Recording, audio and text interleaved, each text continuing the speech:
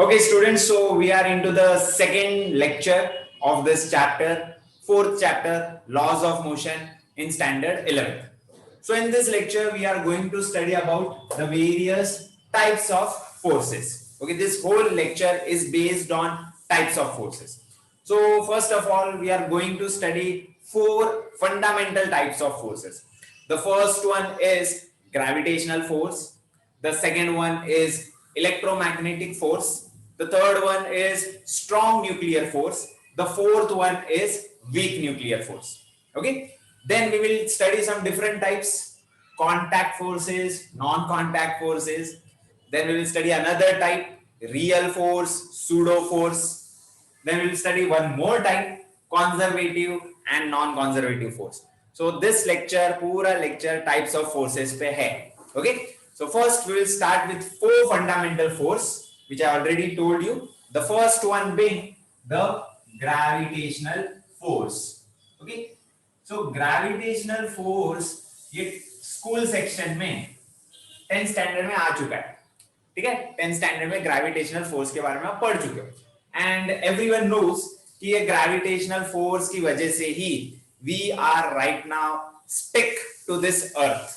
ठीक है, अर्थ से चिपके हुए हैं. कहीं से भी जंप मारो नीचे आते हैं because earth gravity is pulling you. But gravitational force ऐसा मत समझो कि सिर्फ अर्थ का ही होता है. Gravitational force is the force which exist between any two objects present on the universe. ठीक है, तो इसके पीछे एक लॉ है और वो लॉ डेफिनेटली कौन से साइंटिस्ट का होगा? As guessed it will be the law of Newton. याद आया? Newton's law of gravitation. So उसके लॉ से क्या समझ में आता है? उसके लॉ से ये समझ में आता है कि डेफिनेटली एक फोर्स है between any two objects in the universe. अब वो फोर्स हमको फाइंड करना है तो कुछ फॉर्मूला चाहिए ना. तो वो फॉर्मूला भी हमको न्यूटन के लॉ में मिलता है. ठीक है. So first of all I will tell you the statement. The statement is something like this: every object attracts every other object with a definite force. समझ में आया? एक ऑब्जेक्ट, कोई भी एक ऑब्जेक्ट दूसरे ऑब्जेक्ट को अट्रैक्ट करता है. ठीक है, ऑब्वियसली अट्रैक्शन होगा because of some force. Now that force is directly proportional to product of the masses. So ये जो फोर्स है दोनों ऑब्जेक्ट के बीच में, that is directly proportional to product of the masses. दोनों ऑब्जेक्ट का मास का मल्टीप्लिकेशन. So let's say दोनों ऑब्जेक्ट का मास m1 m2 है एंड दोनों के बीच में मल्टीप्लिकेशन. ठीक है, ये हो गया एक पार्ट. दूसरा पार्ट उसमें है ये फोर्स डिस्टेंस पे भी डिपेंड करता है. So this force is inversely proportional to square of the distance between the objects. So मैं डायग्राम से ही बता देता हूं आपको. This is your object 1 m1. This is your object 2 m2. इनके सेंटर में डिस्टेंस है d. So जो सेकेंड पार्ट मैंने स्टेटमेंट का बोला, as per that this force is inversely proportional to square of the distance, that is d square. समझ गया? So ये था न्यूटन का पूरा law. Okay, once again, every object attracts every other object with a force, definite force. This force is directly proportional to product of their masses and inversely proportional to square of the distance between the masses. अब ये दोनों equation को combine करके लिखेंगे. So it will be written like this: m1 m2 numerator में है and d square denominator में. अब आपको पता है फिजिक्स में जब भी प्रोपोर्शनल का साइन निकाला उसकी जगह इक्वल टू किया. ठीक है, तो यहां पर एक कांस्टेंट डालना जरूरी है. बाद में ये सब वापस आएगा. ये सारे टर्म्स भी लिखने हैं, no doubt. m1 m2 d square. But here you will always have a constant. और ये कांस्टेंट का नाम है universal gravitational constant. Universal gravitational constant मतलब यूनिवर्स में फिक्स रहता है ये कांस्टेंट का वैल्यू. सो ये कांस्टेंट का वैल्यू है 6.67 into 10 raised to minus 11. ठीक है, so this is the value of this constant. So ये था न्यूटन का ग्रेविटेशनल लॉ जिससे हमको ग्रेविटेशनल फोर्स का पता भी चलता है, फॉर्मूला भी पता चलता है। एंड हमको अगर फोर्स फाइंड करना है तो ये फॉर्मूला में सब वैल्यूज पुट करो तो हमको फोर्स भी पता चलेगा, we will get the magnitude of the force. ठीक है, नाउ फ्यू मोर पॉइंट्स। ये जो ग्रेविटेशनल फोर्स है, this is called as the weakest force. हम अभी जो 4 फंडामेंटल फोर्स पढ़ने वाले हैं, gravitational, electromagnetic, strong nuclear, weak nuclear, उसमें से सबसे वीक तो ये है। फोर्थ वाला तो नाम ही वीक न्यूक्लियर फोर्स है, बट फिर भी उससे भी वीक ये ग्रेविटेशनल फोर्स है। अब ऐसा क्यों, why it is so weak, let's try to understand. जैसे स्टेटमेंट में आपने सुना होगा, every object attracts every other object. मतलब क्या, अभी मैं भी यहाँ के नॉन लिविंग थिंग्स के साथ अट्रैक्ट हो रहा हूं, तो अगर अट्रैक्ट हो रहा हूं तो why I am not getting pulled, ठीक है, why I am standing over here there, क्यों मैं ये जगह खींचा नहीं जा रहा हूं, क्यों मैं वो जगह खींचा नहीं जा रहा हूं। The reason is the force is very weak. Okay, because यहां पर अगर फॉर्मूला में आप सारे वैल्यूज पुट अप करोगे, मेरा मास पुट करो, यहां पर एक टेबल है उसका मास पुट करो, हम दोनों के बीच में जो डिस्टेंस है 1 मीटर समझ लो, वो पुट करो, तो फोर्स का वैल्यू बहुत कम आता है, वेरी वेरी लेस। ठीक है, and that force is so weak force कि उसकी वजह से अट्रैक्शन पॉसिबल नहीं है। तो अट्रैक्शन पॉसिबल कब है, कब दिखेगा कि हाँ अट्रैक्शन हुआ है फाइनली ऑब्जेक्ट्स का, तो उसके लिए ना अर्थ जितना बड़ा मास चाहिए।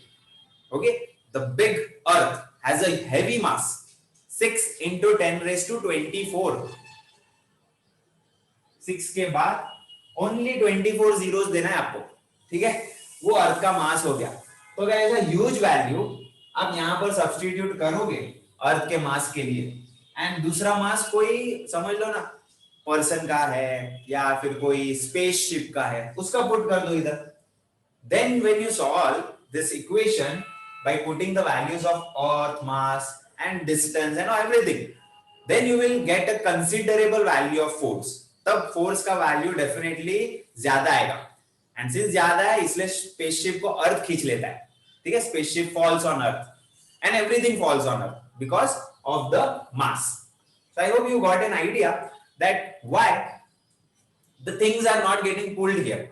एक एक्सरसाइज में क्वेश्चन है in which you are been asked that why two person sitting besides each other, बाजू बाजू में बैठे तो एक दूसरे को अट्रैक्ट क्यों नहीं हो पा रहे। I am not talking about boys and girls sitting side by side, obviously there could be some attraction over there, but I am talking about something other like two children sitting side by side, okay, small children, why they are not getting attracted? So reason is the force between them is very weak because their masses are very very small.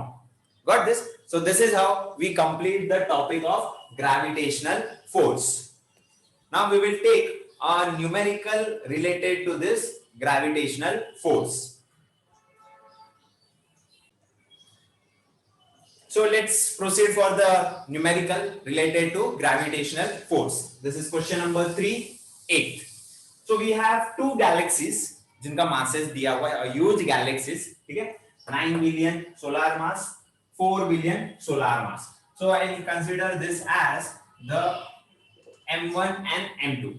And उन दोनों galaxies के बीच में distance भी दिया हुआ है, which is D. ठीक है? So M1, M2 and D. These all values are given. Then what they have said, if sun has to cross the line joining them. ठीक है? तो मैं diagram बनाता हूँ. Let us consider this is first galaxy, which is 9. This is second galaxy, which is 4, 9 billion, 4 billion, and ये distance है 5 billion.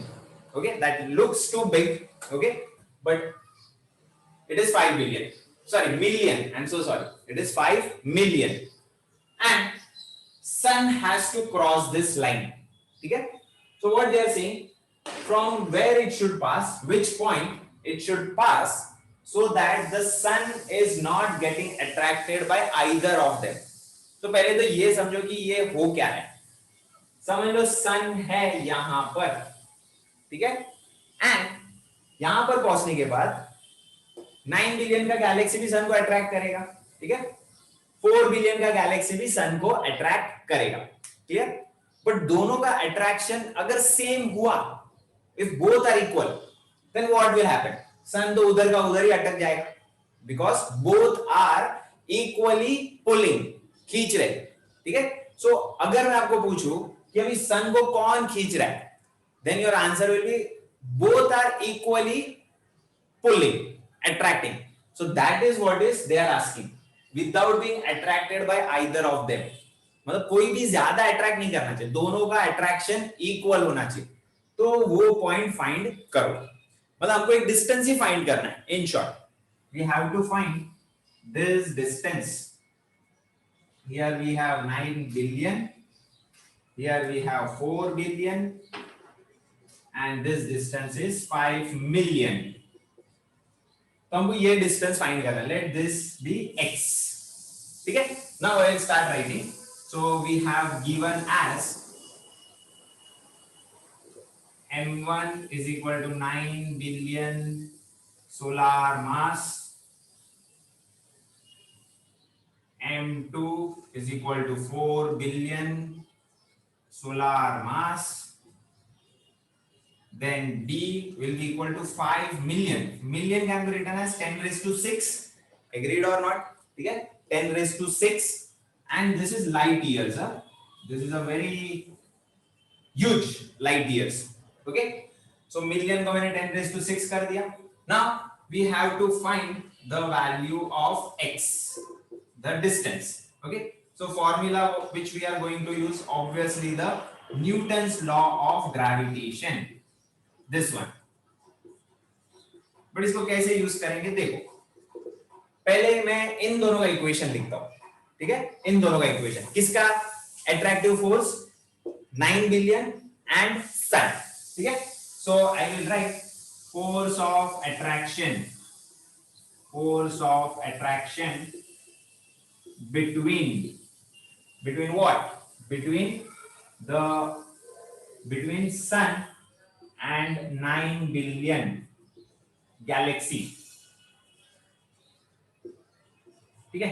So what I will write over here, I will write here as F is equal to capital G, ठीक है, into 9 billion, मास होगा 9 billion, ठीक है, I will write billion into mass of sun, correct, and this whole is divided by, इनके बीच में distance कितना है, x, so here I will write x square.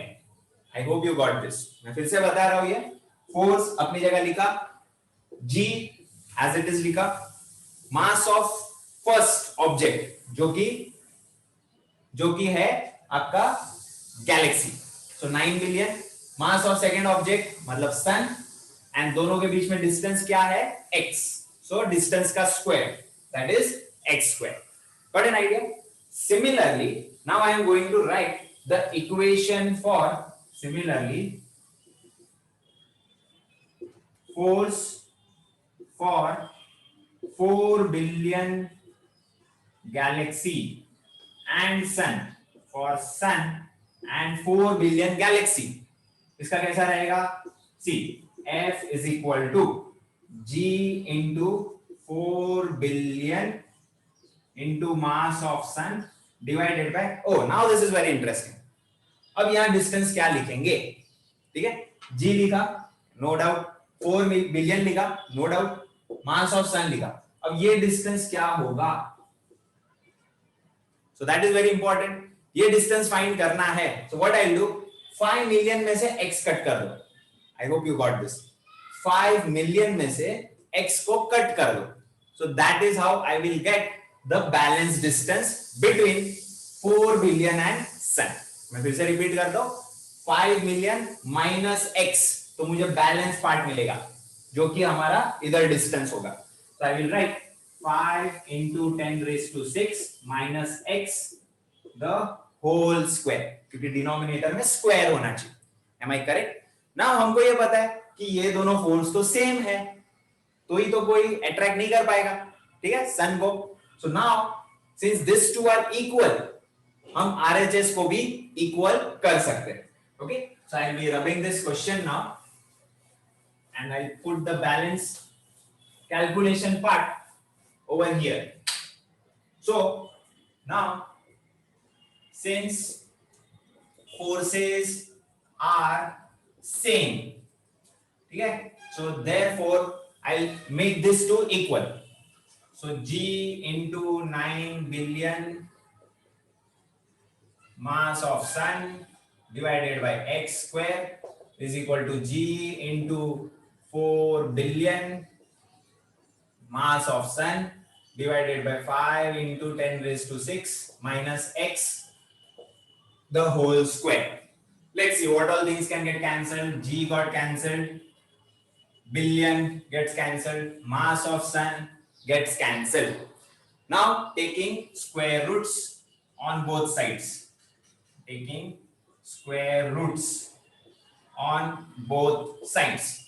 So 9 का square root 3 दे देगा आपको, नीचे x. Similarly 4 का square root 2, and here you will get only this much. Square हट गया. Last part I am solving over here. Now cross multiply this. So 3 into 5, 15 into 10 raised to 6 minus 3x is equal to, either we cross multiply, 2x. So that is how 15 into 10 raised to 6 is equal to 2 plus 3, 5x. Therefore x का answer आएगा 15 divided by 5. ठीक है? That is 3 into 10 raised to 6 meters. अभी 10 raised to 6 मतलब क्या है? Million है. मतलब समझ जाओ कि 9 बिलियन से, see the last answer, 9 billion से 3 मिलियन डिस्टेंस पे अगर सन रहेगा तो कोई भी अट्रैक्शन नहीं होगा. See the value 3 into 10 raised to 6 मतलब ये हो गया 3 million metre. So I repeat once again, 9 billion के गैलेक्सी से 3 मिलियन जितना डिस्टेंस रहेगा, वहां पर सन अगर होगा, then there would be no attraction from either of the side. Okay, so this is how the sum is solved. The starting part is from here, then this one, then this, and lastly this. Okay, so students, let's go for one of the MCQ in this chapter, which will clear your concepts of gravitational force. Quite conceptual question. Okay, so what they have said in this MCQ, have not written a complete question. इधर उन्होंने दिया that 3 masses are there, m, 2m and 3m. They are equidistant. मतलब तीनों के बीच में distance same है. तो हम लोग assume कर सकते हैं वो distance क्या है. Let us assume that as a. ठीक है? So एक simple triangle है जिसमें equilateral triangle है, ऐसा समझो. ठीक है? जिधर 3 masses रखे हुए. Now they are asking कि इसमें से कौन से मास के ऊपर maximum force होगा. Which mass experiences maximum force? 4 options are given. M experiences maximum, 2m experiences maximum, 3m experiences maximum, या फिर all the 3 experiences equal force. ठीक है? So कैसे solve करेंगे इसको? देखो, let us consider this m mass. इसका force कहां से आएगा? इसको ग्रेविटेशनल फोर्स 2m से भी आएगा, 3m से भी आएगा. समझ में आ रहा है? इन दोनों के बीच में भी अट्रैक्शन होगा, इन दोनों के बीच में भी अट्रैक्शन होगा, नो डाउट इन दोनों के बीच में भी होने वाला है. बट फिलहाल हम कॉन्सेंट्रेट किस पे कर रहे? मास m. तो क्या फॉर्मूला लगाते हैं हम? g. ठीक है, इधर दोनों मासेस लिखने का. कौन से दो मासेस इन्वॉल्व है फिलहाल? m and here 2m. And नीचे डिस्टेंस का square, that is a square. ठीक है, प्लस ये भी तो है, इन दोनों का भी तो अट्रैक्शन है. So g m 3m upon a square. सो ये दोनों का जो आंसर आएगा, that will be the force on mass m1. ठीक है, this will be equal to total force on m1. So force on m1 का वैल्यू क्या आता है? Let's see. देखो a स्क्वायर एक ही बार लिखेंगे. Now this is 2m square, this is 3m square. So हो गया 5m square. Correct? I repeat, 2m square 3m square, 2 plus 3, 5m square, and then this g. Similarly, force on mass 2, इस पे find करते हैं, force on mass 2, ठीक है? So इधर मैं 2m लिख देता हूँ, it's better. And here we have n. So फिर से वही आएगा, g, this time again this two are involved, 2m into m, distance is a square. ये एक का इंटरैक्शन हो गया. अभी 2m का इंटरैक्शन 3m के साथ भी होगा, so plus g 2m 3m upon a square, ठीक है? So that is how इसको सॉल्व करोगे, so you will get a square g, here we have 2m square, here we have 6m square, so ये हो गया 8m square, ठीक है? So let's go for last, which is 3m. 3m के ऊपर क्या क्या होता है, let's try to see. 3m का भी अट्रैक्शन इसके साथ होगा as well as इसके साथ होगा. So g 3m into m upon the distance is same, a square, plus 3m और 2m का लिखो इस बार, g 3m into 2m upon a square. I hope you are getting, मैं सब जगह न्यूटन्स का लॉ ही अप्लाई कर रहा हूं, g m1 m2 upon d square. So let's solve this. इसका आंसर आएगा 3m square plus 6m square. So ये आपको दे देगा 9m square, ठीक है? So you can observe 5, 8 and then 9. So maximum force कौन से मास पे आया, 3m. So here your answer is maximum force is experienced by mass 3m, which is your option C. First force we are done, which is gravitational force. We had taken enough numericals to make you understand that very well. Let's proceed for the second type of fundamental force, which is electromagnetic force. So electromagnetic force gravitational force के comparison में थोड़ा strong है, okay? Now the question arises, ये electromagnetic मतलब क्या electrical से related है? No, it is not that. Initially ऐसा सोचा गया कि electric force, magnetic force अलग है, ठीक है? दोनों separately, independently अपना काम करते हैं, ठीक है? Then Maxwell came, ठीक है? And उसने find out किया कि नहीं, इनके बीच में कुछ तो relation है. फैराडे ने भी इलेक्ट्रोमैग्नेटिज्म वर्ड कॉइन किया था, उससे भी पता चला कि नहीं, इन दोनों के बीच में कुछ तो रिलेशन है, okay? So that is how electromagnetic force came into existence, okay?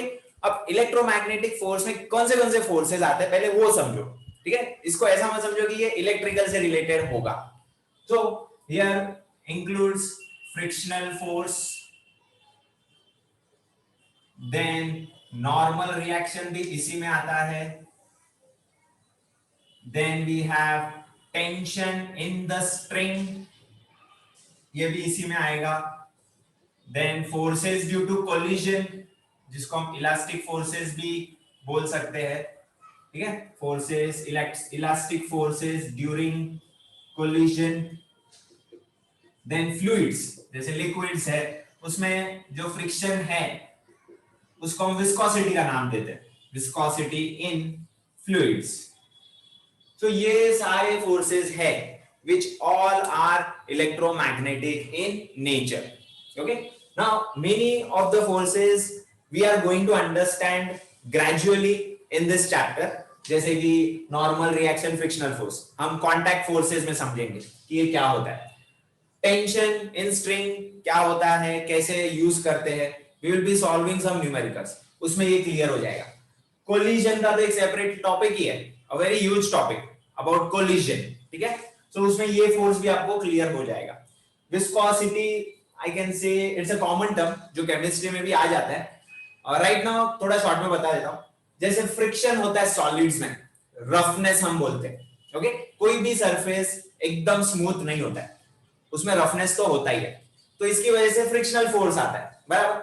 So same way liquid में क्या, लिक्विड का सरफेस थोड़ी है लाइक सॉलिड, ठीक है, जो रफ होता है. सो लिक्विड के अंदर जो फ्रिक्शन क्रिएट हो रहा है उसको फ्रिक्शन नाम नहीं दिया, बट उसको नाम दिया विस्कोसिटी. इवन लिक्विड नहीं, we can consider air also, ठीक है, gases also which are also included in fluids. Fluids में लिक्विड भी आ जाते, गैसेस भी आ जाते। सो गैसेस में भी थोड़ा रेजिस्टेंस होता है, ठीक है, टू मोशन। ओके, तो ये जो रेजिस्टेंस प्रोवाइड किया जा रहा है मोशन को इन केस ऑफ फ्लूइड्स, वो विस्कोसिटी की वजह से होता है। सो शॉर्ट में यही समझो, सॉलिड में फ्रिक्शनल फोर्स होता है जो मोशन को स्टॉप करता है, फ्लूइड्स में मोशन को स्टॉप करने वाला ये विस्कोसिटी होता है। So that is about electromagnetic force. Now let's go for the third force which is called as strong nuclear force. ठीक है, अब स्ट्रॉन्ग न्यूक्लियर फोर्स ये किधर होता है? ये होता है न्यूक्लियस के अंदर, ठीक है। So it is between, it exist between nucleons. अब न्यूक्लियॉन्स बोला तो न्यूक्लियॉन्स में आता है protons and neutrons. This both things are included in nucleons. So एक स्ट्रॉन्ग फोर्स रहता है जो ये प्रोटॉन्स और न्यूट्रॉन्स को होल्ड करके रखता है न्यूक्लियस के अंदर, ठीक है। सो वो फोर्स है nuclear force. And let me tell you, ये सबसे स्ट्रॉन्गेस्ट फोर्स है। This is the strongest force, ठीक है, व्हिच बाइंड्स द न्यूक्लियॉन्स, ठीक है। इसमें इतना ही है, आपको डिटेल में नहीं है इतना। Okay, then we have the last force which is weak nuclear force. So as I told you, नाम समझ जाओ कि ये सबसे वीक होगा। सबसे वीक तो ग्रेविटेशनल है, उससे ये स्ट्रॉन्ग है, फर्स्ट थिंग। सेकेंडली, ये फोर्स कहां होता है? ये भी तो न्यूक्लियर ही लिखा है, ये भी न्यूक्लियस के अंदर होता है। यस, ये भी न्यूक्लियस के अंदर होता है, ठीक है। दिस इज बिटवीन सब एटॉमिक पार्टिकल्स। अब सब एटॉमिक पार्टिकल्स आ गया, सो इधर न्यूक्लियस के अंदर भी आ गया। It is with electrons also, क्योंकि सब एटॉमिक पार्टिकल्स की बात करेंगे हम लोग तो क्या क्या आता है उसमें? उसमें प्रोटॉन्स आ गया, न्यूट्रॉन्स आ गया, इलेक्ट्रॉन्स भी आ गए। अब मैं आपको बता दूं कि इलेक्ट्रॉन जैसा ही, इलेक्ट्रॉन पे नेगेटिव चार्ज होता है, बट इलेक्ट्रॉन जैसा ही पॉजिटिव चार्ज को पॉजिट्रॉन बोला जाता है। पॉजिट्रॉन है कि नहीं, राइमिंग, इलेक्ट्रॉन पॉजिट्रॉन, ठीक है, उसमें पॉजिटिव चार्ज होता है। Got this? So there are lot many sub atomic particles जो आपने अभी तक डिटेल में पढ़ा नहीं। अभी नया एटम आ गया आपके लिए, positron. If I tell you quarks, quarks करके भी होता है, क्वार्क्स, ये भी एक सब एटॉमिक पार्टिकल है। बोसॉन्स, ये भी एक सब एटॉमिक पार्टिकल है। So there are lot many sub atomic particles present inside the atom, जो हमने डिटेल में पढ़ा नहीं है। ओके, इनके बीच में भी फोर्स होता है, और वो फोर्स कौन सा फोर्स है? वीक न्यूक्लियर फोर्स, ठीक है। अब ये वीक है तो इससे क्या होता है? सिंस दे आर वीक, उसकी वजह से डेफिनेटली कुछ रिलीज हो सकता है, टूट के रिलीज हो सकता है कुछ भी, ठीक है। जैसे बॉन्ड ब्रेक हो गया, टूट गया, वो फ्री हो गया, सो डेफिनेटली बाहर आ सकता है। तो ये बाहर क्या आएगा? ये एटम में से बाहर क्या आएगा जब ये फोर्सेस टूट जाएंगे? So that is what is called as radio active emission. सुना होगा आपने कि कुछ एलिमेंट्स रेडियो एक्टिव होते हैं, उसमें से कुछ ना कुछ निकलता रहता है बाहर, ठीक है, रेडिएशंस निकलता रहता है। So beta emissions, gamma emissions, alpha emissions, ये सब आपने सुना होगा। सो जब ये वीक फोर्सेस टूटते हैं तो कुछ एमिशंस होता है, लाइक बीटा एमिशंस, ठीक है। फिलहाल टेक्स्ट बुक में आपको बीटा का ही दिया हुआ है, अल्फा एंड गैमा का आपको कुछ रिलेट करने नहीं बोला है। Okay, so this is what is weak nuclear force. To summarize, मैं सिर्फ इतना ही बोलूंगा कि सब एटॉमिक पार्टिकल्स के बीच में होता है, यहाँ पर कुछ और एक्स्ट्रा सब एटॉमिक पार्टिकल्स लिखा है, एंड इनकी वजह से ही एमिशंस होता है। कौन सा emissions? Radio active emissions. So students, that is all about the 4 types of fundamental forces. Okay students, so next type of forces, contact forces and non-contact forces. बहुत easy है। contact force obviously वहां पर contact हुआ रहेगा surface का तो ही force आएगा, and non-contact जहां पर contact नहीं होता है। So best example देखो, gravitational force है, कोई contact की जरूरत नहीं है, हवा में हो आप jump करो, ठीक है, and still you are in air, that still you are in air and then the earth will attract you, खींचेगा आपको, okay, and you will fall on earth. ठीक है, इसमें कांटेक्ट की जरूरत ही नहीं, हवा में हो तो भी अर्थ खींचता रहता है आपको, करेक्ट है कि नहीं? सो that is a gravitational force. Magnetostatic force, अगर दो मैग्नेट है, काफी दूर है, ठीक है, उनके बीच में कांटेक्ट नहीं है, फिर भी वो लोग आते हैं कि नहीं एक दूसरे के नजदीक, अगर नॉर्थ और साउथ है तो, अगर नॉर्थ नॉर्थ सामने है तो वैसे ही कांटेक्ट होने ही देता है वो तो, okay. So over there also you can see कि फोर्स है जो दिखता है बट कांटेक्ट नहीं है उधर, okay. Now let's talk about this two forces, frictional force and normal reaction. So frictional force I think easy है आपके लिए, समझ में आता है आपको. Let's say here we have a block, okay. So initially ये ब्लॉक को मूव करने के लिए हमको थोड़ा ज्यादा फोर्स लगता है, करेक्ट है कि नहीं?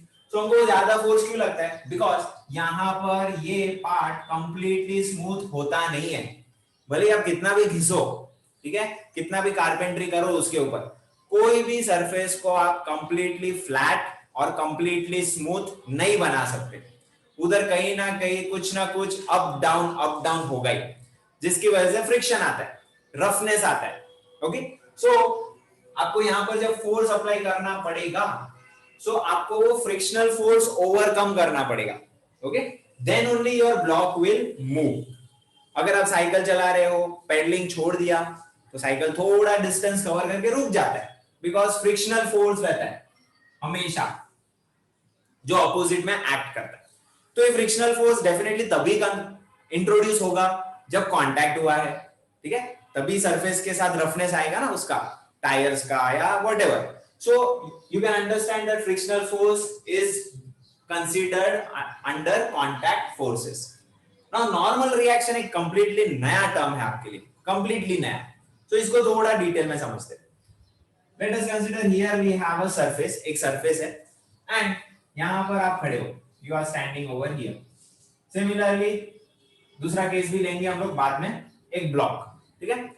सो when you are standing on this surface, आपका कुछ वेट होगा, वो जो वेट है वो हमेशा डाउनवर्ड एक्ट करता है, ठीक है, बिकॉज वेट भी कहीं ना कहीं ग्रेविटी की वजह से ही आता है. वेट का फॉर्मूला आपको पता है, weight is equal to mg, बराबर. तो उसमें ग्रेविटी तो है, एक्सेलरेशन ड्यू टू ग्रेविटी तो है, सो वेट भी ग्रेविटी के डायरेक्शन में ही होना चाहिए. So weight always acts downward like this, ठीक है, आपका वेट नीचे की तरफ एक्ट करेगा, ठीक है. So I will show it like this, like this, ये आपका वेट है, okay. Now this is your action, इतना ध्यान में रखो, ये है आपका एक्शन जो कि सरफेस पे एक्ट कर रहा है. तो समझ जाओ, as per Newton's third law इसका एक रिएक्शन भी तो होना चाहिए, ठीक है. सो इधर एक रिएक्शन आता है, ऑपोजिट एंड इक्वल. सो जितना आपका वेट है, जैसे 600 न्यूटन, तो यहां पर भी उतना ही रिएक्शन आता है, 600 न्यूटन. सो यही रिएक्शन को क्या बोला जाता है? Normal reaction. Got this? Second example, यहां पर एक ब्लॉक है, समझ लो इसका वेट, ब्लॉक का वेट 200 न्यूटन है. सो नीचे की तरफ एक्ट करेगा, ठीक है. सो ये हो गया क्या? This is the action force. So as per Newton's third law there will be always a reaction force जिसका वैल्यू भी 200 ही होगा बट ऑपोजिट डायरेक्शन होगा. This is what is called as normal reaction. अब एक और चीज बता देता हूं कि नॉर्मल वर्ड क्यों यूज किया है, सिर्फ रिएक्शन क्यों वर्ड यूज नहीं किया है. नॉर्मल इसलिए होता है बिकॉज नॉर्मल फिजिक्स में परपेंडिकुलर को बोला जाता है. I repeat, normal word means perpendicular in physics. So यहां पर देखो 90 डिग्री बनता है, इधर भी देखो 90 डिग्री बनता है. तो ये जो रिएक्शन होता है हमेशा 90 डिग्री पे ही बनाया जाता है. Got this? So I hope you got a fair idea about contact forces and non-contact forces. यहाँ पर मैंने क्वेश्चन नंबर 2-6 लिखा हुआ है आपके एक्सरसाइज का. तो उसमें क्या दिया हुआ है, उसमें पूछा गया आपको कि there is one force, fundamental governing force which is seen in our day-to-day life. Daily life में देखा जाता है वो. Got this? So वो फोर्स कौन सा है? Now many students think कि वो ग्रेविटेशनल फोर्स होगा बिकॉज जहां जाओ ग्रेविटी तो है, करेक्ट, नो डाउट. बट इसका आंसर एक्चुअली क्या है? Electromagnetic force, because electromagnetic force covers a range of forces, बहुत सारे फोर्सेस कवर करता है। फ्रिक्शनल कवर करता है, नॉर्मल रिएक्शन भी कवर करता है। जैसे अभी मैं खड़ा हूं, नॉर्मल रिएक्शन चालू है, इफ आई वॉक फ्रिक्शनल चालू है, समझ में आ रहा है कि नहीं? If I hit someone, elastic हो गया, ठीक है। If I am walking through air, viscosity है इसमें, एयर में, समझ में आ रहा है? सो डेली लाइफ में सबसे ज्यादा फोर्सेस जो देखे जाते हैं, ओके, एक्सपीरियंस किए जाते हैं, वो आएगा इलेक्ट्रोमैग्नेटिक फोर्स, ठीक है। Now we will be proceeding for the next type of force, which is real force and pseudo force. So students, let's proceed for real and pseudo forces. Real forces are those forces which obey Newton's laws of motion. They are one of the fundamental forces in nature. हम fundamental forces cover कर चुके हैं. So real force are part of that. Okay, Newton के laws ओबे होते हैं। अब pseudo force की बात करूं तो फर्स्ट लेक्चर में याद करो, non inertial frame of reference हम पढ़ चुके हैं। So non inertial frame of reference में आपने देखा होगा कि एक फोर्स होता है जो दिखता नहीं है बट एक्सपीरियंस जरूर होता है। Like I give you example, अचानक से ब्रेक मारा, सो वी गेट अ, अगर ट्रक में ब्रेक मारा है, कार में ब्रेक मारा है, we get a forward jerk. पीछे से किसी ने धक्का मारा, क्या कोई दिखता है पीछे से धक्का मारने वाला? No. So there is one force from back side which we cannot see, but it is there. It is experience. So ये force है pseudo force. ठीक है? So there are so many such examples where pseudo force is seen. Now many people call pseudo force as imaginary force. So first thing to be cleared here is it is not an imaginary force. कोई imagine नहीं कर सकता कोई. Okay? It is measured actually. ये force को measure भी किया जा सकता है कि कितना है इसका value, got this? And practically भी मेजर किया जा सकता है। So don't consider pseudo as imaginary, it is a non real force, got this? Because pseudo force को अगर कंसीडर नहीं करते तो न्यूटन के लॉज ओबे नहीं होते। I would request you, non inertial frame of reference फिर से देख लेना, उसमें मैंने अच्छे से एक्सप्लेन किया है, ओके। एंड वहां पर भी मैंने सूडो वर्ड यूज किया है। अभी हम डिटेल में पढ़ रहे हैं कि सूडो फोर्स होता क्या है। So as I told you, it is measurable, okay. So I give you example of lift. Clear? Everyone must have travelled in a lift, but no one must have thought the way I am going to tell you. जब lift ऊपर जा रहा है with acceleration, मतलब speed में ऊपर जा रहा है, तो होता क्या है, हमको एक झटका लगता है फर्स्ट ऑफ ऑल तो लिफ्ट में। दूसरा ऑब्जर्वेशन ऐसा है कि हमको ऐसा फील होता है कि हमारा वेट इंक्रीज हो गया है। I know many of you might not have observed this, but actually it happens.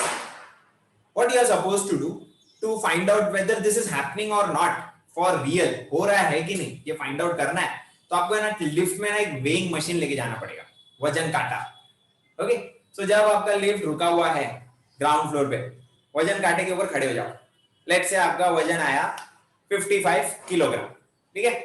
And then button दबाओ लिफ्ट का, ठीक है, एनी फ्लोर यू क्लिक, अचानक से लिफ्ट एक्सेलरेशन में आ जाएगा। पहले जीरो स्पीड था, अभी कुछ तो स्पीड आ गया, सो एक्सेलरेशन में आ जाएगा। जब वो एक्सेलरेशन में आता है, जस्ट लिफ्ट स्टार्ट होता है, वेइंग मशीन को ऑब्जर्व करो, I guarantee you weighing machine में 55 से ज्यादा ही दिखाएगा। The conclusion is what? As lift goes up with acceleration, आपका वेट इंक्रीज हो जाता है, okay. And this increase in weight मतलब फोर्स है, वेट भी एक फोर्स ही है ना। सो ये जो फोर्स है वो कहां से आया? क्या किसी ने आपको धक्का मारा ऊपर से, आपका वेट बढ़ा दिया? No, that is the pseudo force. Got an idea? So यहां पर अगर मैं एक्सप्लेन करूं, it will be something like this, your lift is going up with some acceleration a, आपका मास है m, सो डेफिनेटली कोई तो फोर्स है F is equal to mass जो अपवर्ड डायरेक्शन में है, करेक्ट है कि नहीं? सो इसको काउंटर करने के लिए एक डाउनवर्ड फोर्स भी तो चाहिए, एग्रीड और not? So this is your action force. So यहां पर भी एक रिएक्शन फोर्स होना ही चाहिए, ठीक है। सो यही रिएक्शन फोर्स है जो आपका सूडो फोर्स है, एंड जिसकी वजह से जो आपका एक्चुअल वेट था वो थोड़ा इंक्रीज हो जाता है. Got an idea? Same thing will happen in reverse way जब आपका लिफ्ट नीचे आ रहा है. ठीक है, जब आपका लिफ्ट नीचे आ रहा है तो क्या होगा, जो आपका एक्चुअल वेट है 55 kg उससे कम दिखाएगा. What an idea? सो यहां पर भी सूडो फोर्स ही इन्वॉल्व है.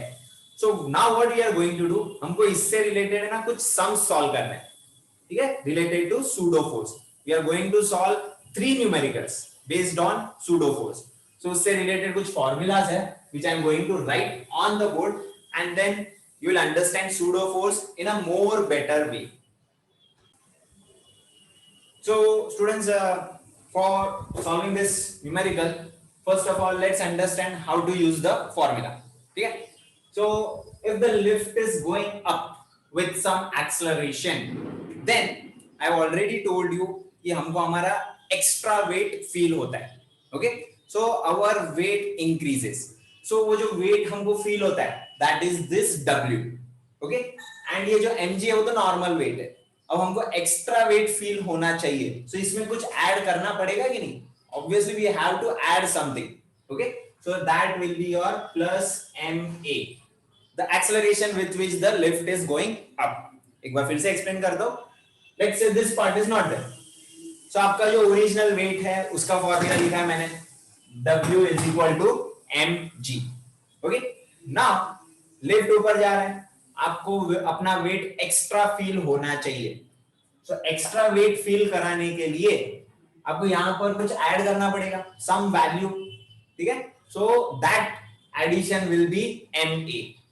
ठीक है, सो ये दो ऐड हो जाएगा तो आपका वेट एक्स्ट्रा फील होगा जब लिफ्ट एक्सेलरेशन से ऊपर जा रहा है.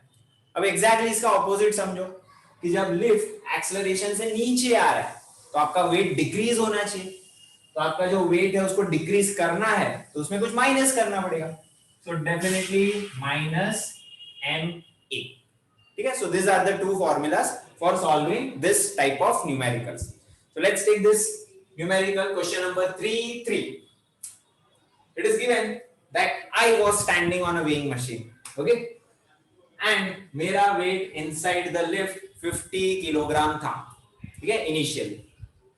Suddenly for few seconds 45 kilo हो गया. मतलब जब लिफ्ट रेस्ट पे था तभी 50 था, एंड अचानक से कुछ सेकंड्स के लिए, ओनली फॉर फ्यू सेकंड्स, जब लिफ्ट ऊपर या नीचे कहीं तो गया होगा, तभी 45 हो गया. So this value will be your mg. Correct है कि नहीं? सो m is 50 kilogram weight. g का वैल्यू आपको पता है, it is to be taken as 10. ठीक है, ये सारे न्यूमेरिकल्स में g का वैल्यू 10 लेना है. Okay, usually the perfect value is 9.8. ठीक है, बट हम लोग राउंड ऑफ ले रहे हैं, क्वेश्चन में ही दिया है at the start of the question number 3. Now what they have asked कि क्यों हुआ होगा ऐसा, 5 किलोग्राम का वजन कम क्यों हुआ, जबकि मेरा तो 50 था, मुझे 45 मेजर क्यों हुआ. ओके, एंड ये न्यूमेरिकल सॉल्व करके बताओ. So we have understood that since the weight has decreased, apparent weight has decreased, so definitely lift is going down with some acceleration. बराबर है कि नहीं? So I'll write since apparent weight has decreased, apparent weight has decreased, so lift is going down with some acceleration. Correct. अब वो apparent weight कितना मिला मुझे, 45. सो ये रहा मेरा 45 apparent weight.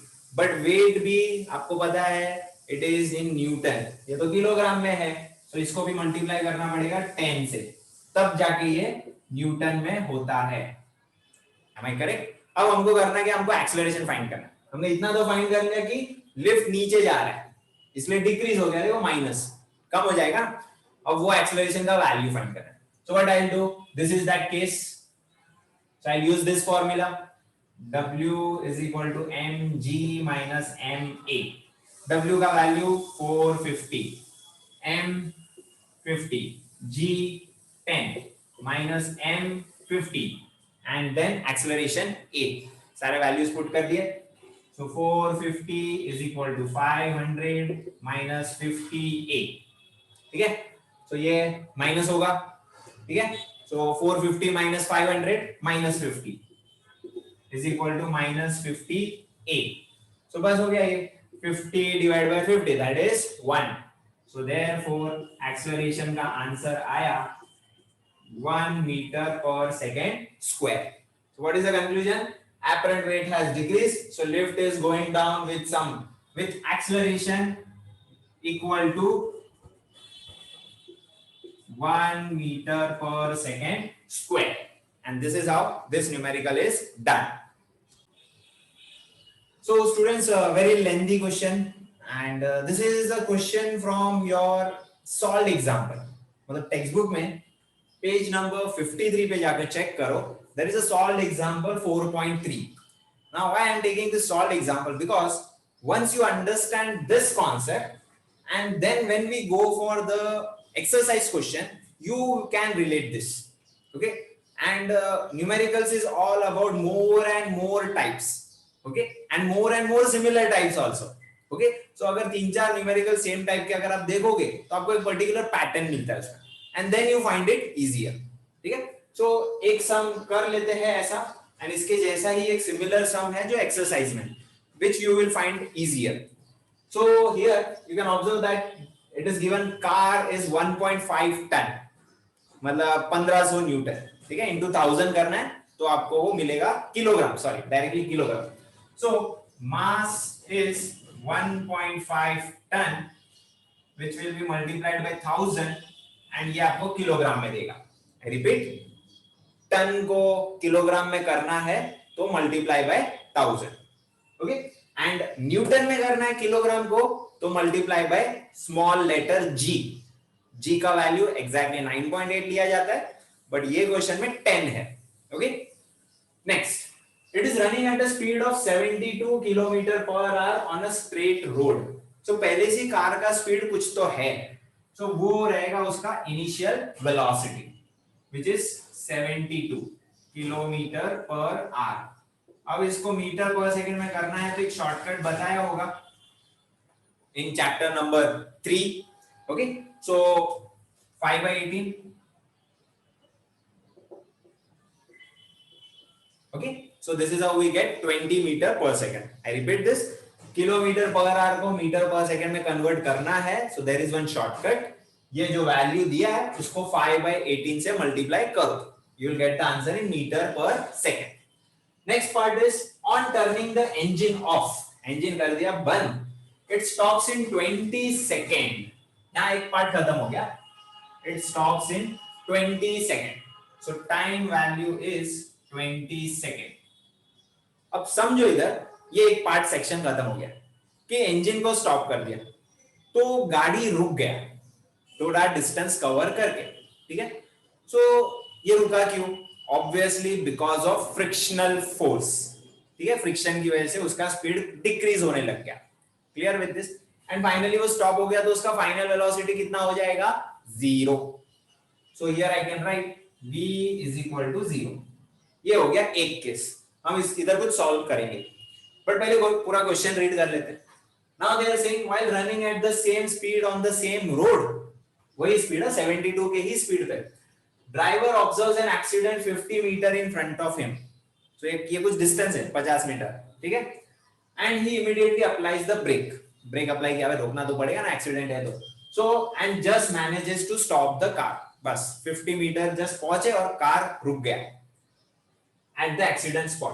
Calculate the braking force. अब ये जो सेकंड केस है उसका भी वैल्यू वैसे ही आएगा. U will come as 20 meter per second. इस बार डिस्प्लेसमेंट डिस्टेंस 50 मीटर दिया है, कार रुक रहा है, सो V वैल्यू इज 0. अब ब्रेकिंग फोर्स पूछा है, तो ब्रेकिंग फोर्स कैसे निकालेंगे? Let me write over here the last part. Braking force, simple formula. Force का फॉर्मूला क्या है? मा. So I require mass into acceleration, but वो एक्सेलरेशन कौन सा होना चाहिए? ब्रेकिंग एक्सेलरेशन होना चाहिए. तो नाउ द क्वेश्चन अराइजेस कि ब्रेकिंग एक्सेलरेशन क्या है, कैसे मिलेगा? तो ट्राई टू अंडरस्टैंड। जो फर्स्ट केस था इसमें कार का स्पीड कम हो रहा था, मतलब डेफिनेटली रिटार्डेशन था। ठीक है, कार का स्पीड कम होता है तो एक्सेलरेशन नहीं बोलते, रिटार्डेशन बोलते हैं। ये रिटार्डेशन किसकी वजह से हुआ था? फ्रिक्शन की वजह से। वहां तो ब्रेक अप्लाई नहीं किया था, सिर्फ इंजन बंद कर दिया था। सो इधर जब आप रिटार्डेशन फाइंड करोगे, ये रिटार्डेशन केस 1 में आपको मिलेगा ड्यू टू फ्रिक्शन फोर्स। दूसरे केस में भी आप रिटार्डेशन फाइंड करोगे, ठीक है, उधर भी तो स्पीड डिक्रीज हुआ है, बट यहां पर जो रिटार्डेशन का वैल्यू मिलेगा वो दो पार्ट की वजह से होगा। एक तो फ्रिक्शन तो काम कर ही रहा था स्पीड घटाने के लिए, ठीक है, दूसरा ब्रेक भी इन्वॉल्व था, ब्रेक ने भी स्पीड घटाया। सो यहां का जो रिटार्डेशन होगा that will be due to both brake as well as कौन सा? फ्रिक्शन। तो हमको जो ब्रेक का पार्ट रहेगा ना, ब्रेक कितना है वो यहां पर सब्स्टिट्यूट करना है, ठीक है। So that is how we are going to solve this numerical. Once I solve this numerical you will get it more better. So acceleration का formula you know, it is final velocity minus initial velocity divided by time. So 0 minus 20 divided by 20। So ये तो मुझे -1 मिला, -1 metre per second. This is due to only frictional force, ठीक है, retardation due to frictional force। Clear? Let's take the second case। इसमें मुझे acceleration कैसे मिलेगा? I hope you know this formula, v square is equal to u square plus 2as, ठीक है, क्योंकि इसमें टाइम लेना नहीं है तो ये फॉर्मूला ही बेस्ट होगा, डिस्प्लेसमेंट वाला, टाइम नहीं चाहिए हमको। तो इसको रीअरेंज करो, v square minus u square is equal to 2as। So a का फॉर्मूला हो जाएगा v square minus u square upon 2s, ठीक है। सो ये फॉर्मूला a का मिल गया। अब करो इसमें values substitute. So v value is 0, u 20 का स्क्वायर 400 divided by 2, s का वैल्यू 50।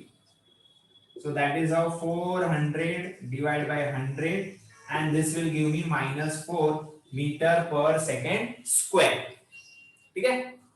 अब समझो इधर मेन इंपॉर्टेंट पार्ट कि ये जो -4 है ये रिटार्डेशन दो की वजह से, one is due to braking and another is due to friction, correct. So समझो कि 4 में से हमको पता है कि 1 फ्रिक्शन की वजह से होता है, out of this 4 1 is due to friction, तो बाकी का 3 वैल्यू किधर से आया होगा? ब्रेकिंग। समझ में आ रहा है कि नहीं? आई रिपीट दिस, 4 है इधर टोटल रिटार्डेशन, तो उसमें 3 ब्रेकिंग का होगा एंड 1 फ्रिक्शन का होगा, क्योंकि एक हमको पता है, देखो इधर हम फाइंड कर चुके हैं। Got this? So we conclude that braking acceleration और retardation is equal to 3। So value substitute कर देते हैं। So mass value is 1500 and braking retardation is 3, so that is how our final answer comes as 4500 Newton, ठीक है। so this is how the sum is done। सिर्फ मैं यहाँ पर एक सेक्शन लिख रहा हूँ that braking acceleration कैसे आया।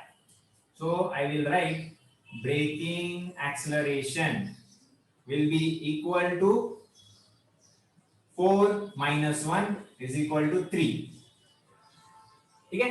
So the sum is starting from here like this, then this way, then this way, okay। Retardation, this is retardation due to braking plus friction, okay। Now we will proceed for the sum from exercise। So students, question number 3, first one, a truck of mass 5 ton। So I will be writing mass is equal to 5 ton, इसको 1000 से multiply करोगे, so this will give you in kg। Traveling on horizontal road with speed 36, initial speed है ये पहले से speed में है 36 kilometre per our, metre per second में करना पड़ेगा, ऐसा यूनिट है, ठीक है, मीटर पर सेकंड। सो ये 10 मिला। Then stops on traveling 1 kilometer। So distance उसने 1 किलोमीटर कवर किया है, दैट इज 1000 मीटर, ठीक है, ऐसा यूनिट में करना है सब। एंड स्टॉप हो गया, सो v का value 0, clear. Now try to understand the question, what fraction of its weight is the frictional force. इसका मतलब क्या है, they are asking you some fraction. किसका फ्रैक्शन पूछ रहे हैं कि वेट में फ्रिक्शनल फोर्स कितना है। सो मेन पार्ट है वेट, एंड ये वेट के अंदर फ्रिक्शनल फोर्स का फ्रैक्शन क्या है, this is what they have asked. Clear the question? Second case, if we assume that story repeats for a car of mass 1 ton, इस बार car है 1 ton 1000 की जो kg का है, car moving with same speed, वही 10 की speed पे जा रहा है, सेम डिस्टेंस कवर कर रहा है, देखो स्टॉप होता है सेम डिस्टेंस, मतलब डिस्टेंस भी 1000 मीटर, तो इस बार फ्रैक्शन क्या होगा, ठीक है, वही फिर से यही फाइंड करना है, but for a car of 1000 kg। I hope you got this question. पहले हम ट्रक के लिए ये सॉल्व करेंगे, फिर यही सेम पार्ट कार के लिए सॉल्व करेंगे, क्योंकि उसका मास अलग है। So how to proceed with this? देखो, इसमें लास्ट में हमको वेट का फॉर्मूला लगाना है, which is mg, बराबर। फ्रिक्शनल फोर्स का फॉर्मूला लगाएंगे, which is mass into frictional acceleration. तो हमको सबसे पहले फ्रिक्शनल एक्सेलरेशन फाइंड आउट करना पड़ेगा। यहां पर सिर्फ फ्रिक्शनल एक्सेलरेशन आएगा, क्योंकि ब्रेक तो लगाया ही नहीं ना, ये तो अपने आप इंजन फेल होके रोड से घिस घिस कर स्टॉप हो गया, ठीक है कि नहीं। So first I will be applying this formula, v square is equal to u square plus 2as, क्योंकि यहां पर डिस्प्लेसमेंट दिया है, distance, okay. So v square minus u square upon 2s is equal to a। ये formula हम previous sum में भी ला चुके हैं, वैसा ही करना है।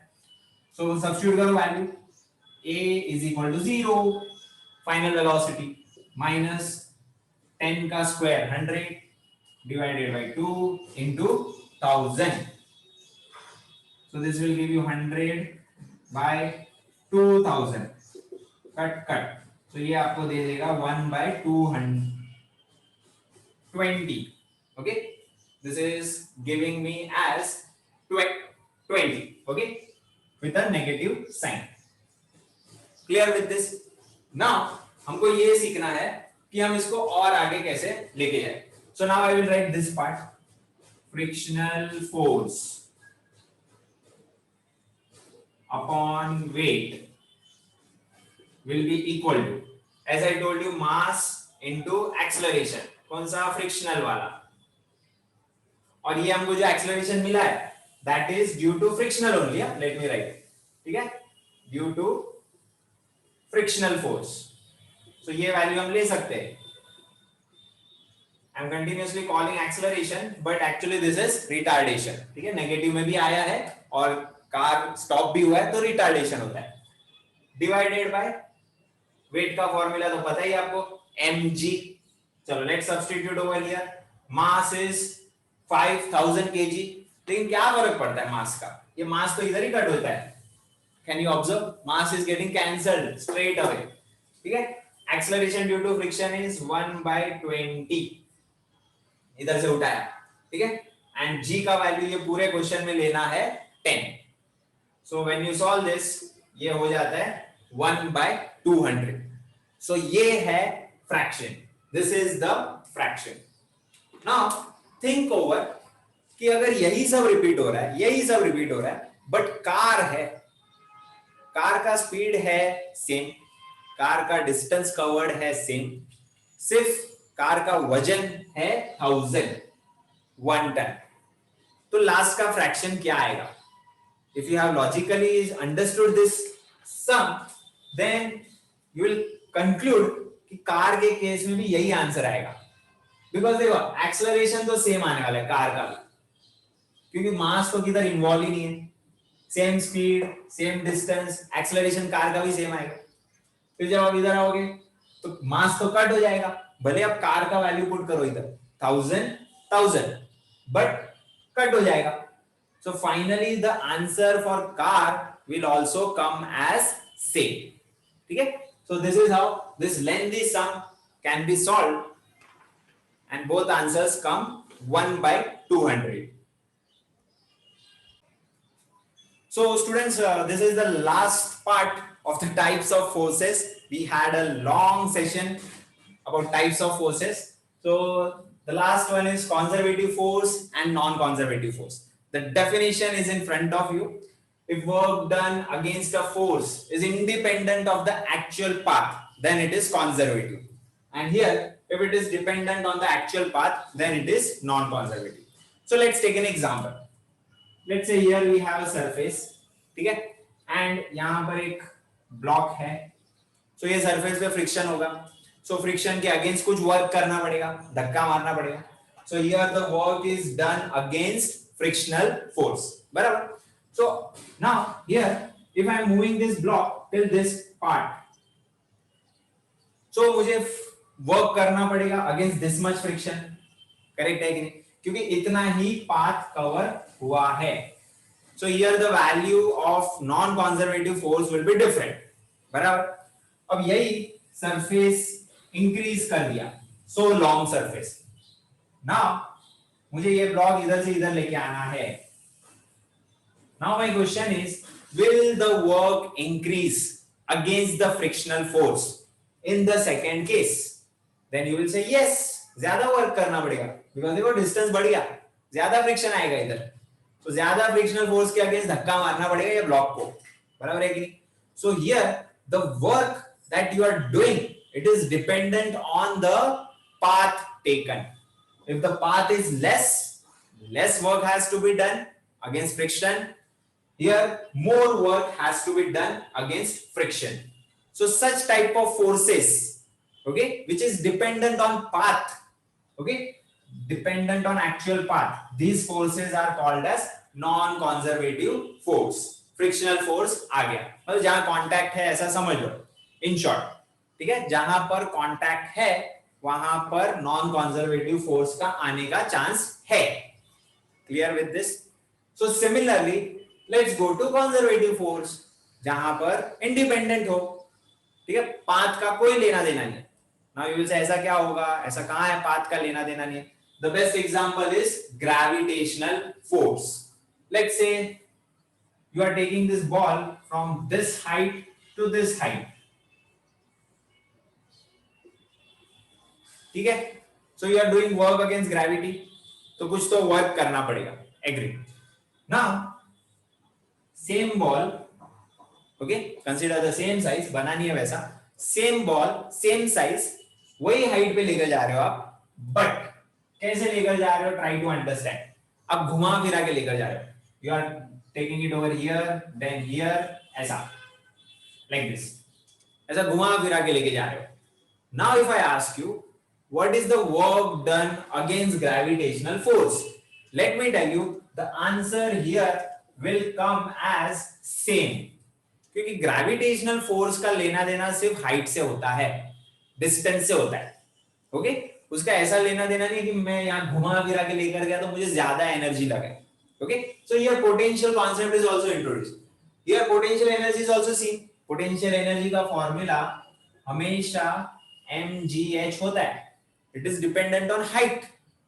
ठीक है, हाइट अगर इधर सेम है दोनों केस में, तो दोनों केस में work done against potential energy is going to be same. Correct है कि नहीं? सो ये एक एग्जांपल है जहां पर पाथ डिपेंडेंट नहीं है, हमको सिर्फ फाइनल, इनिशियल और फाइनल का लेना देना है. अंडरस्टूड? हाँ, यहां पर एक है इशू जो नॉन कंजर्वेटिव आता है ये केस में. कौन सा? Work against air resistance. ठीक है, वर्क अगेंस्ट एयर रेजिस्टेंस. अब समझ लो ये जो आप कर रहे हो activity, you are doing at a very high height, एकदम हाई. एरोप्लेन उड़ता है वो हाइट पे, और एरोप्लेन जहां उड़ता है वहां आपको पता है कितना एयर रेजिस्टेंस होता है, आदमी भी उड़ सकता है, इतना हवा आता है उधर. करेक्ट है कि नहीं? So if you are doing this activity at that place, तो मेरा क्वेश्चन ये है कि क्या ये इजी रहेगा करना या ये इजी रहेगा करना? यू विल थिंक एंड से ऑब्वियसली दिस, सीधा ऊपर लेके जाना है, कम मेहनत जाएगा इसमें. एंड हियर घुमा फिरा के लेके जाना है, इतनी हवा है ऊपर, उसमें भी ऐसा ऐसा करके लेके जाना है इसको ऊपर. So here more work has to be done. Correct है कि नहीं? So both work done value comes as different in case of air resistance. Correct hai ki nahi? So in this case what has happened, it is path dependent. If you go by straight path, less work. If you go zigzag way, more work. So ये हो गया path dependent. So ये जो work done against air resistance, ठीक है, I'll write the same, work done against air resistance is also going under non-conservative force. ये भी non-conservative force में आएगा. ओके, और जहां पर कुछ भी पाथ का लेना देना नहीं है, ठीक है, against gravity, potential energy store करना है, ठीक है, हाइट का रिलेशन है और कुछ नहीं, दैट इज कंजर्वेटिव फोर्स. ठीक है. Now there is one more way to understand conservative and non conservative force. ठीक है, तो ये समझो एक सिंपल वे है. इंग्लिश में अगर कंजर्व वर्ड मैंने पूछा है, conserve forest, then what will you understand from that? You will say conserve forest मतलब बचा के रखो फॉरेस्ट को, स्टोर करके रखो. ठीक है, तो यहां पर भी वैसे ही आप समझ सकते हो कि स्टोर होना चाहिए, कंजर्वेटिव स्टोर होना चाहिए. समझ में आ रहा है कि नहीं? सो कंजर्वेटिव फोर्स में एनर्जी स्टोर होता है.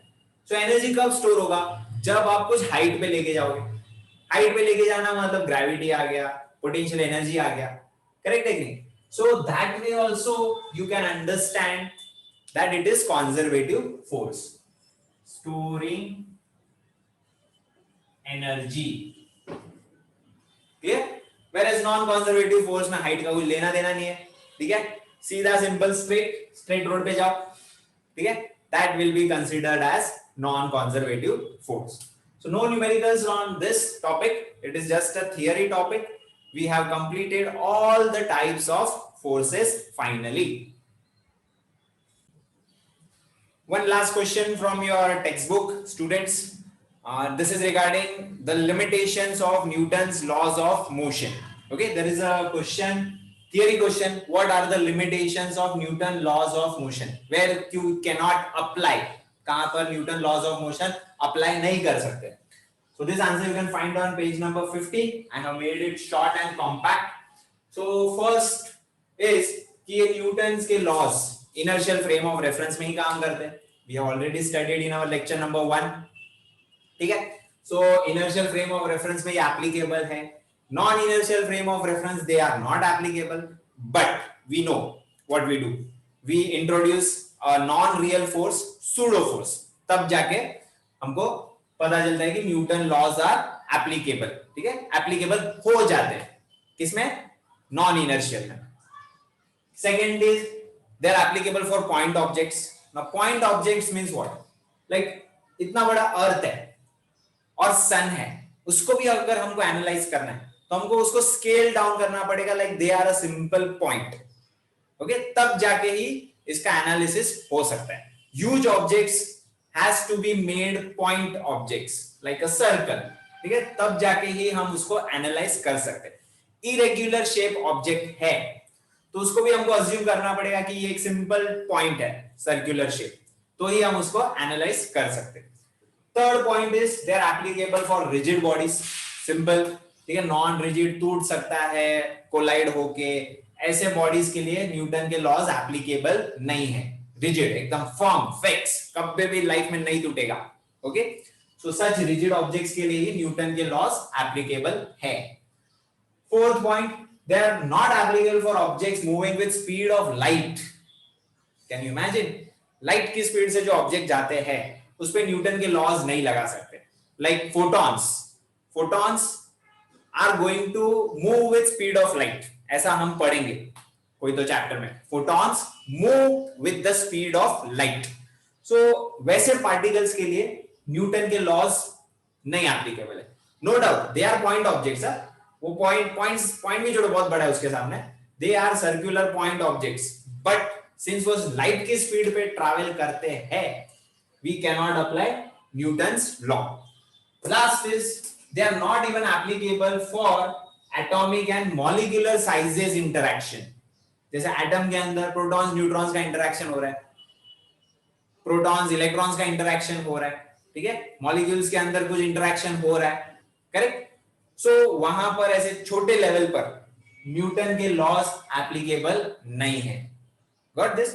So this are all the limitations. Newton's laws are applicable at some places and उसके कुछ कंडीशंस है, लाइक रिजिड होना चाहिए, पॉइंट ऑब्जेक्ट होना चाहिए, इनर्शियल फ्रेम ऑफ रेफरेंस होना चाहिए. whereas they are not applicable at some places जहां पर लाइट की स्पीड हो, जहां पर साइज एकदम छोटे हो, लाइक एटम और मॉलिक्यूल. ठीक है. So that was the conclusion of this Newton's limitation. And students, we finally come to the end of this session. Again, a very long session. I hope you have enjoyed this concept of physics. And thank you for watching this video.